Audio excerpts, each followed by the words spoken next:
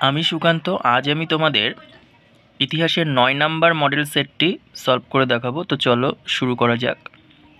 দেখো, 1 number, Vienna সম্মেলনের সভাপতি ছিলেন অস্ট্রিয়ার প্রধানমন্ত্রী মেটারনিক।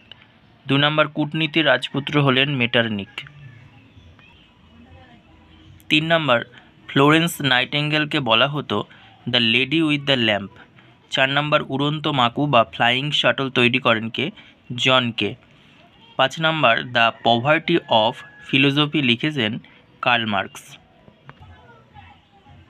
6 নাম্বার, ফ্লোটেন ভেরাইন নামক সংগঠন গড়ে ওঠে জার্মানিতে। 7 নাম্বার, চীন ও জাপানের মধ্যে শিমনোসেকি সন্ধি হয়েছিল 1895 সালে। 8 নাম্বার, ইল দুচে নামে পরিচিত মুসোলিনি। 9 নাম্বার, আধুনিক রাশিয়ার জনক নামে পরিচিত পিটার দ্য গ্রেট। 10 নাম্বার, কালো বৃহস্পতিবার ছিল 24শে অক্টোবর 1929 সাল। ডি নাম্বার, 24শে অক্টোবর 1929 সাল।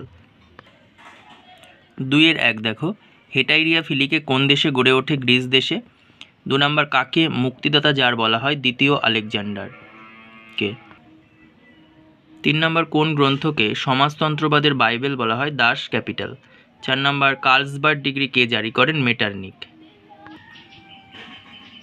3 দেখো, সত্য মিথ্যা। 1 নাম্বার, জুলাই রাজতন্ত্রের সময়কাল ছিল 1830 থেকে 1848 সাল।